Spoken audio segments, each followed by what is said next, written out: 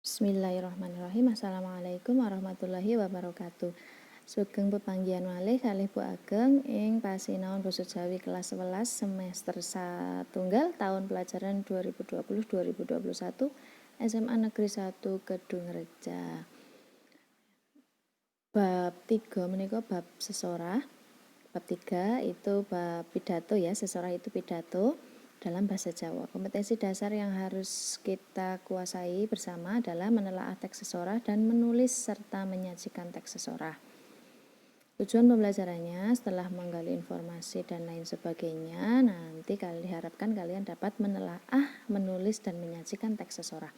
Menelaah itu mengidentifikasi struktur dari teks sesorah atau teks pidato, menulisnya kembali dan menyajikan teks sesorah. Nanti dikumpulkan tugasnya ya. Kemudian pangertene sesorah, langsung mlebet wonten materi nggih. Pangertene sesorah, pengertian dari pidato. Sesorah utawa pidato iku njlentrehake ide utawa pokok pikiran kanthi wujud tembung-tembung kang diucapake marang wong akeh. Bahasa Indonesianya yaitu pidato yaitu menjelaskan ide atau pokok pikiran dengan berwujud kata-kata yang diucapkan kepada orang lain. Jadi wajib diucapkan kepada orang lain ya, bukan hanya tertulis, bukan seperti itu. Pidato itu harus dijelaskan, harus diucapkan kepada orang banyak. Struktur sesorah. Ada 3 struktur, ada 3 bagian. Yang pertama adalah pembuka, yang kedua isi, dan yang ketiga penutup. Pembuka ing basa Jawi jenenge Purwaka Basa. Pembuka terdiri dari 3 bab, yaitu salam pembuka, atur pakurmatan, kalih atur puji syukur. Salam pambuka niku biasanya assalamualaikum, sugeng dalu, sugeng siang, lan sapanunggalane. Atur pakurmatan biasa menika ingkang kula hormati, ingkang kula tresnani lan sapanunggalane. Lalu atur puji syukur menika ngaturaken puji syukur ing ngarsane Gusti Allah lan sapanunggalane. Lajeng surasa basa utawa isi menika ngaturake andaran, menjelaskan, memberikan keterangan tergantung isi dari pidatonya, temanya apa begitu. Lalu yang ketiga adalah wasana basa atau penutup. Pada 4 bagian nggih, tututan utawa simpulan dari isinya tadi, isi dari pidato. Biasanya ditandai dengan kami ulangi sekali lagi, kami simpulkan begitu nggih. Pengarep-arep itu harapan.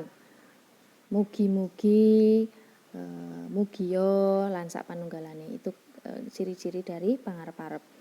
Lalu yang ketiga adalah nyuwun pangapura anggone matur, biasanya mohon maaf jika ada hal-hal yang tidak berkenan begitu. Nyuwun pangapunten awit klentak-klentunipun atur kados menika contone.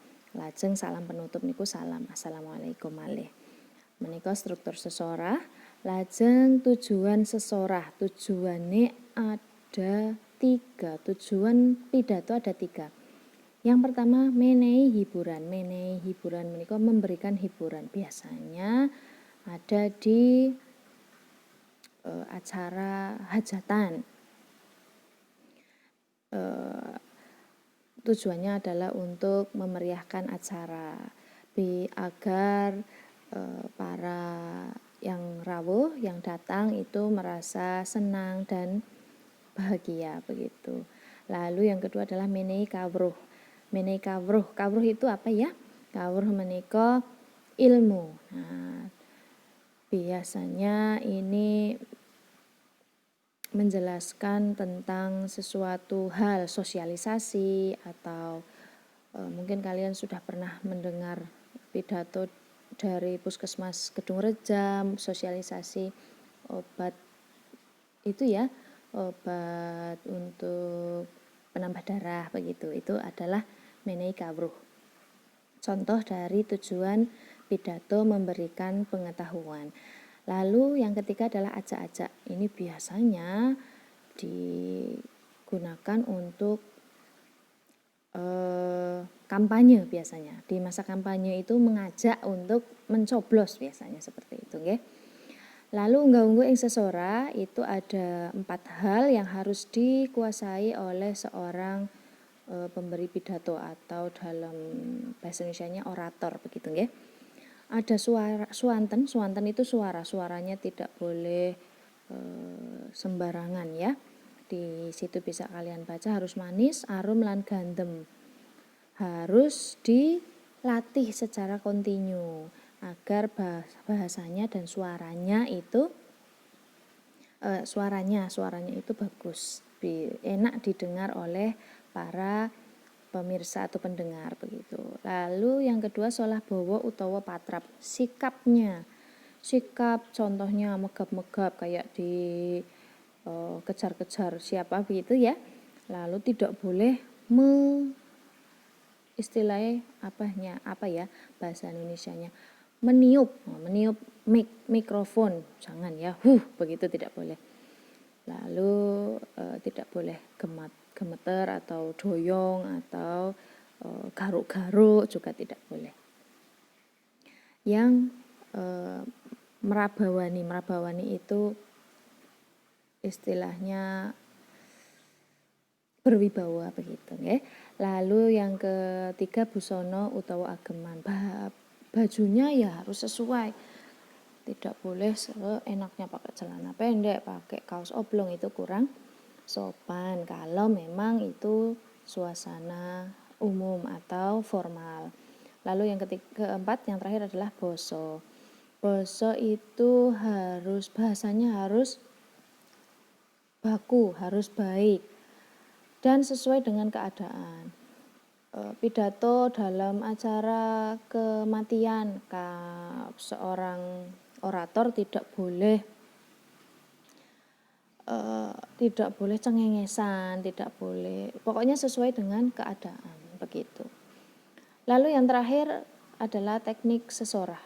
Ada 4 teknik yang bisa dilakukan untuk melaksanakan pidato, yaitu yang pertama naskah, sesuai naskah, membaca naskah yang sudah disiapkan. Biasanya itu Bapak Kepala Sekolah mewakili pidato dari Bapak Bupati atau Bapak Gubernur begitu, itu biasanya membaca. Lalu ekstemporan yaitu membawa nggawa catatan intine sesorah. Biasanya bawa contekan nih, istilahnya contekan ya, hanya yang penting-penting saja tetapi bukan naskah full begitu ya.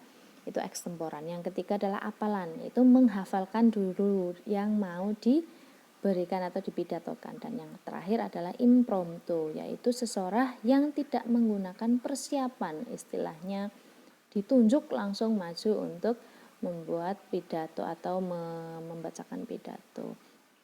Begitu kira-kira yang bisa Bu Guru jelaskan. Semoga tidak bingung. Bu Guru akhiri. Assalamualaikum warahmatullahi wabarakatuh.